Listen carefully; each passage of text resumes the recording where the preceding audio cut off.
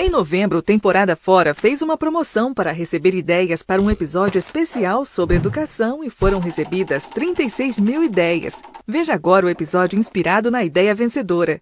Você sabia que nos países desenvolvidos uma criança passa em média 12 anos na escola e no Brasil apenas 4,9 anos? Média inferior à de países como Argentina, Bolívia, Paraguai e até mesmo Zimbábue. A educação sempre foi importante, tanto que existem evidências que pinturas feitas pelos homens das cavernas há 40 mil anos nada mais eram que material de ensino. E até no Egito Antigo já existiam escolas que se assemelhavam com as nossas universidades atuais. Mas uma coisa que mudou durante toda a história foi quem tem acesso ao conhecimento, porque com a invenção da escrita e o desenvolvimento de conhecimentos abstratos, como a matemática, cada vez menos pessoas têm tido acesso.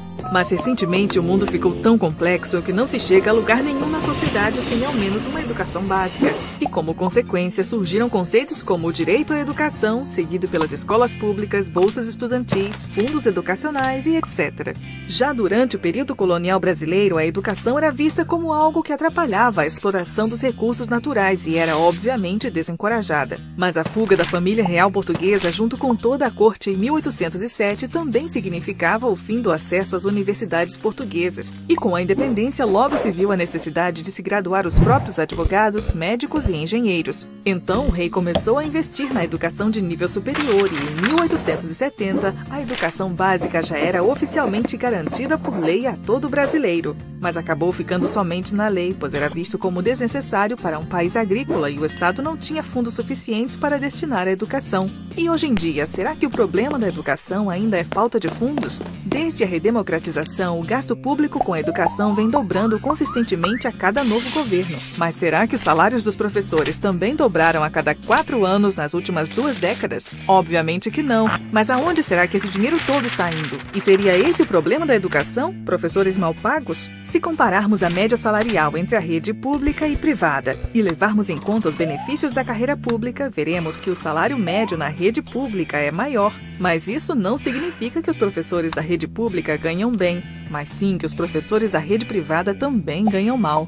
Mas por que será que aqueles pais que têm condições financeiras optam por colocar seus filhos na rede privada? Para entender esse ponto, vamos dar uma olhada no sistema público. O professor, assim como todo funcionário público, passa em um concurso que lhe garante um salário maior do que o da iniciativa privada, além da estabilidade que permite que o professor se foque somente em ensinar, sem temer a perda do emprego quando os governantes são trocados. Porém, como em todo cargo público, não existe a meritocracia e somente aqueles que se engajam politicamente conseguem aquelas promoções poupudas e benefícios duvidosos. Somando isso a um salário insuficiente para suas necessidades básicas, o professor acaba por não ter nenhum estímulo para se manter motivado. Você sabia que um professor bem treinado e, acima de tudo, motivado é capaz de ensinar 50% a mais do que um bom professor e até 3 vezes mais do que um professor desmotivado ou simplesmente um professor ruim? Eles são capazes de fazer os estudantes ficarem animados até mesmo com tópicos difíceis, como matemática ou ciências.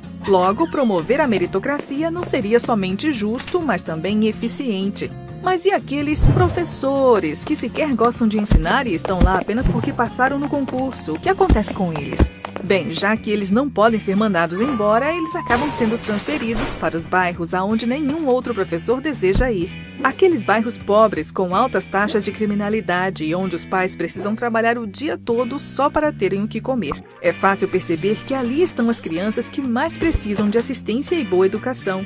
E aí nos perguntamos se as escolas são ruins e têm uma alta taxa de desistência porque estão localizadas nos bairros ruins ou se os bairros são ruins porque as escolas são de péssima qualidade e não conseguem dar uma boa educação aos estudantes. Seja qual for a resposta, a única coisa que essas crianças têm é a sua educação. Mas infelizmente os traficantes e criminosos sabem disso e transformam essas escolas em campos de recrutamento. Porque para um adolescente que não teve uma educação adequada, o caminho do crime parece ser mais fácil.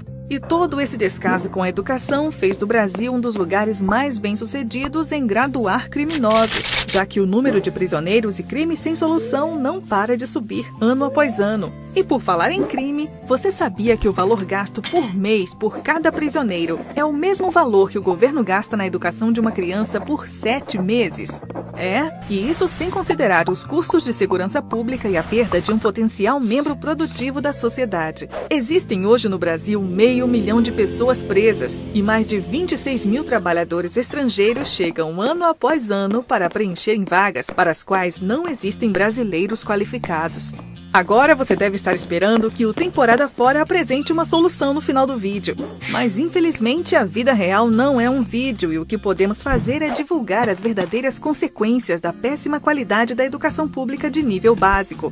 Cabe a você que está aí assistindo ajudar a divulgar esse vídeo e agir, pois se ficarmos esperando que os políticos resolvam, vamos continuar esperando porque vai demorar e muito. Se você, assim como o Temporada Fora, acredita que apenas juntos vamos conseguir mudar essa vergonha, divulgue esse vídeo e não se esqueça de colocá-los nos seus favoritos e inscrever-se no canal, porque isso ajuda bastante.